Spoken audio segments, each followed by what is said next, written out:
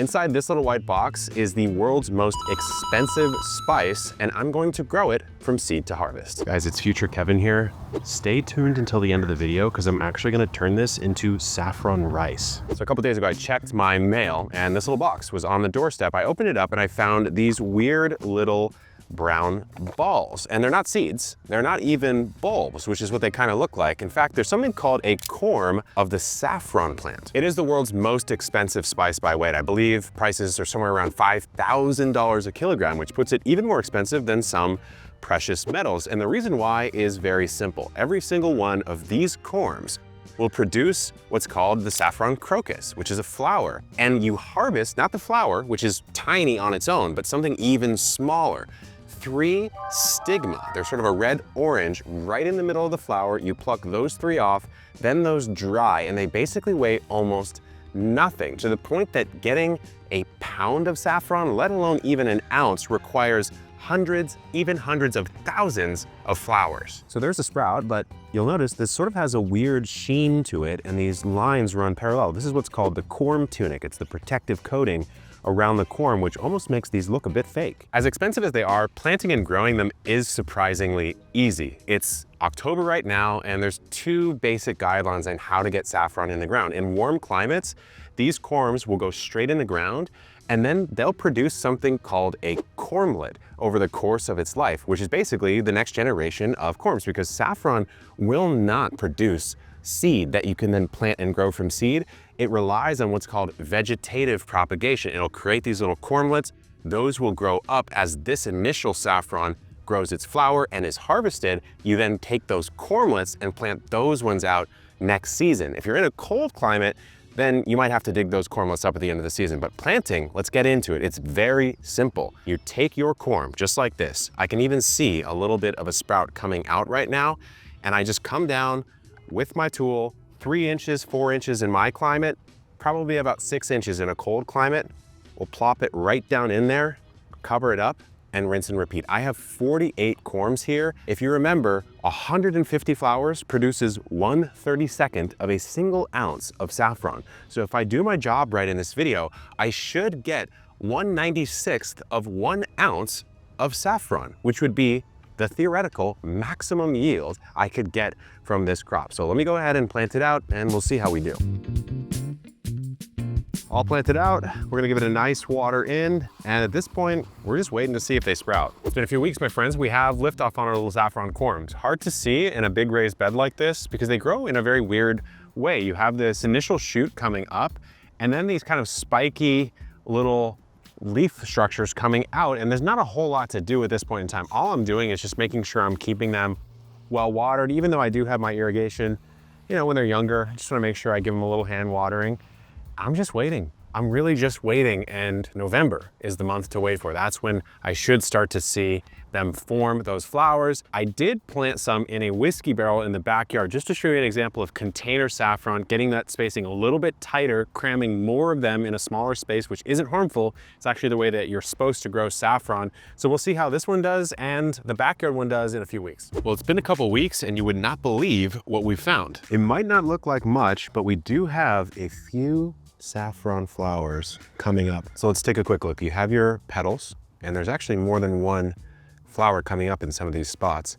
But then it's not these little yellow guys I'm looking for. It's actually these thinner orange strands. That is what we're trying to harvest. And doing it is very simple. You can harvest the entire flower. Do it a little bit after the morning dew has evaporated off of the flowers themselves. You don't want it to be any wetter than it needs to be, but you just come through and pluck off the flower and we'll get to drying. I was paranoid about my front yard saffron not doing well, so I planted an entire whiskey barrel of more, and this is just about a week behind, but you can really see how densely you can plant saffron if you want to. I've harvested my first crop, and now all I need to do is wait a couple weeks for the rest of the flowers to bloom. We'll collect them all and get into the drying process. It's been a few weeks of diligently picking our saffron and drying it on this little napkin here and spreading them out. So keep them nice and spread out. I've just collected them because I'm gonna put them in a spice jar. This is the official inauguration of the epic spice empire. Wars will be fought, I swear. So here's what we'll do. We'll bunch it up and we will get it in there. Now, did I get as much as I hoped? I actually didn't, because my corm stopped flowering. I think it got a little bit too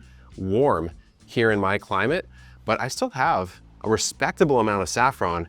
I'm gonna do something really cool with it. We're gonna make our own saffron rice really quickly. So the coolest part about this is we just grew all this, and we're gonna take the threads and throw about 8 to 10 of them in some warm water to bloom them, to get that color out, which to me is like the most fun part of using saffron. And I did the math. If I grew 1/96th of 1 ounce of saffron at a price per pound of $5,000 to $7,000 a pound, this is $3.23 up to $4.26 worth of saffron right here, depending on market prices. So I'm gonna get a little crazy and throw a couple extra threads in here, and we're gonna stir it around a touch, and then we'll let this bloom for 15 minutes.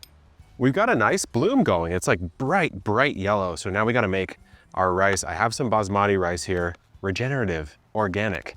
The only thing I haven't really grown here at the homestead is my own rice, although it might be coming in a future video, so make sure to subscribe. Let's get this going. We've got to rinse out a cup of this rice, and what better way to do it than with a garden hose? Now's a good time to mention that rice water does not really do much for your plants, but it also is not going to harm them. We're rinsed clear. We need 2 cups of actual water to put in here. I'm gonna throw in about a half teaspoon of salt, healthy dose of butter. And the best part, our saffron with the water goes right in the mix. Oh, that is bright yellow in there. I can't believe it carries that much color. All we're doing is boiling it, then simmering it for about 15 minutes. While we're waiting for this to boil, let me show you how you would get your corms out of the ground and save them for next year. Honestly, it's kind of fun to just pet this. It's a very satisfying feeling, but that's not what we're here for. So normally I wouldn't be pulling these out of the ground right now because these still have some growth left. They probably haven't fully formed all those cormlets underground, but for you, I will pull one out just to see what's going on. So let's take a look. Remember what we planted at the beginning of the video. How wild is this? You've got all of these coming out of that one corm, even more sprouting out. And what you'll start to see is something like this. You'll start to see little offshoots forming. Once the saffron for the season has fully developed and it's died back, it's made its flowers, you've got your saffron, you'll find those and you can either leave them in the ground if you're in a warm climate like myself, or dig them up, store them, and then plant them in the next season. But for now, this one's going back in the ground. Rice is done. Time for a taste test. Let's see if I made a valiant attempt at this saffron rice. I mean, that's a pretty good color. Maybe a little bit watery, but let's just see how the flavor is. Dude, that's pretty good. Wow, you really, I mean, the saffron comes through in a big way. Butter, salt's there, it's rice, it's saffron rice, it's absolutely delicious. So if you wanna learn how to grow plants from seed to harvest, including $2 to $4 of your own rarest spice in the world, saffron, check out our playlist of seed to harvest videos right here. Thanks for coming along on this ride with me, guys. Good luck in the garden and keep on growing.